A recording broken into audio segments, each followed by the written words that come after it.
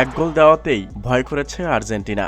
মেসিকে মাঠে না নামালে আমরাই জিততাম, ম্যাচ শেষে একই বললেন জর্ডানের অধিনায়ক।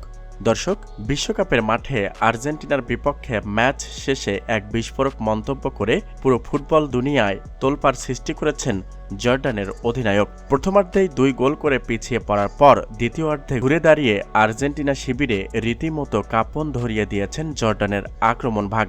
ম্যাচের শেষ ভাগে জর্ডানের দুর্দান্ত এক কাউন্টার অ্যাটাক থেকে জাদুকরী গোল আসতেই পুরো সমীকরণ বদলে যায় এবং 2-1 ব্যবধানে চলে আসা এই ম্যাচে সমতায় ফিরতে মরিয়া হয়ে ওঠে জর্ডানের অধিনায়কের দাবি, প্রথমার্ধে আর্জেন্টিনা দাপট দেখালেও দ্বিতীয়ার্ধে জর্ডান যখন 1 গোল শোধ করে তখন বর্তমান বিশ্ব চ্যাম্পিয়ন রীতিমতো ভয়ে কাঁপছিল এবং ম্যাচ বাঁচানোর জন্য তাদের রক্ষণাত্মক কৌশল নিতে হয়েছিল।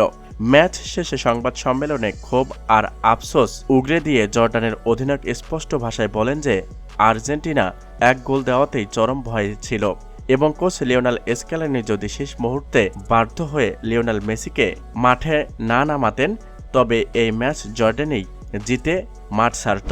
মেসির মাঠে আসায় আর্জেন্টিনার আত্মবিশ্বাস ফিরে এসেছে দাবি করে তিনি বলেন যে জর্ডানের ছেলেরা বিশ্ব চ্যাম্পিয়নদের চোখে চোখ রেখে লড়াই করেছে এবং ভাগ্য সহায় থাকলে ম্যাচের ফলাফল আজ অন্যরকম হয়ে যেতে পারত।